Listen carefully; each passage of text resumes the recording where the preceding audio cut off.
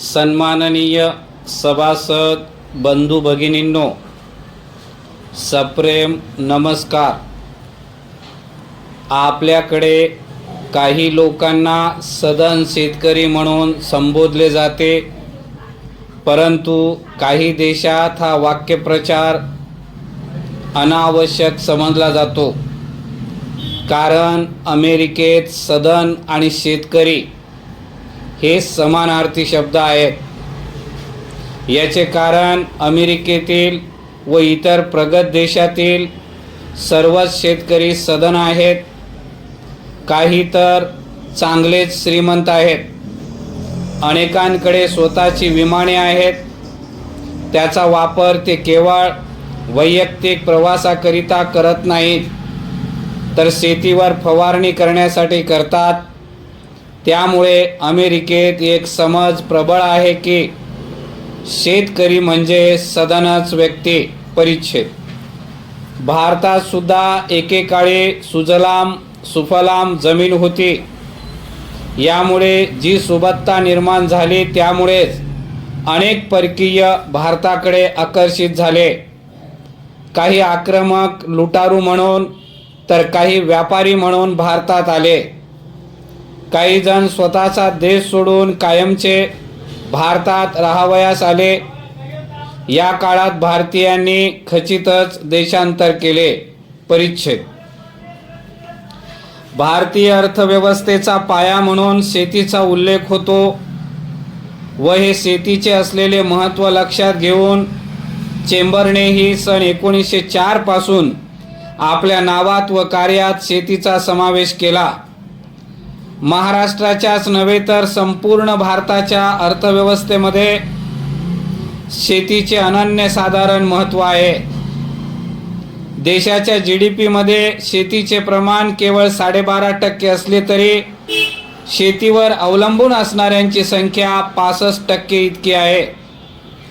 अनेक उद्योग, व्यवसाय आणि सेवा या शेती व शेतमालावर अवलंबून असतात. एकंदरीत शेतकरी हा मोठा ग्राहक आहे.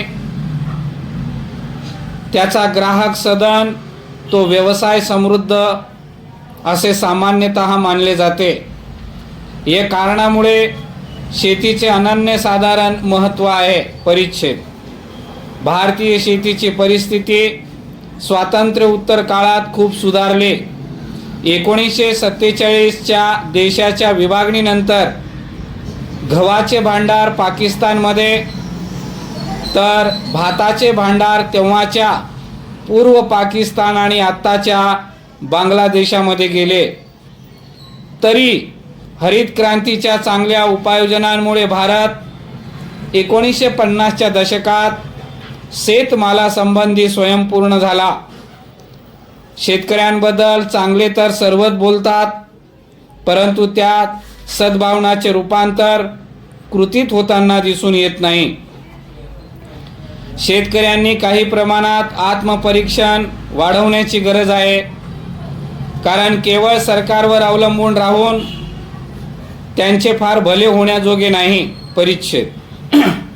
चेंबरने सन 2004 मध्ये आंतरराष्ट्रीय तांदूळ प्रदर्शनाचे आयोजन करून राज्यातील शेतकऱ्यांना तांदळाची निर्यात करण्यासाठी बाजारपेठ उपलब्ध करून दिली. शासनाच्या विविध कृषी योजनांची माहिती शेतकऱ्यांपर्यंत पोहोचविण्यासाठी कार्यशाळा व चर्चासत्राचे आयोजन केले. शेतकऱ्यांना नवीन तंत्रज्ञानाची ओळख व्हावी, नवीन संशोधने पाहावयास मिळावीत, उत्पादन वाढीसाठी मार्गदर्शन मिळावे, यासाठी उत्पादक तंत्रज्ञ व शेतकरी यांची सांगड घालण्यासाठी प्रदर्शने आयोजित केली. परिच्छेद. शेतीसाठी 24 तास वीज पुरवठा व्हावा, याकरिता सोलार पंप योजनेसाठी चेंबरने पुढाकार घेऊन शासनाकडे ही योजना मांडली व त्याला प्रतिसादही मिळाला. महाराष्ट्र शासनाने 6 लाख कृषी पंप बसवण्याची घोषणा केली आहे. चेंबरची भूमिका ही सर्वांगीण विकासाची आहे. त्यामुळे शेतकऱ्यांचे हित हे आमच्या प्राथमिकतेत आहे. चेंबर सदैव शेतकऱ्यांच्या सोबत राहील असे आश्वासन देऊन मी माझे शेती विशेषांक मनोगत पूर्ण करतो. धन्यवाद.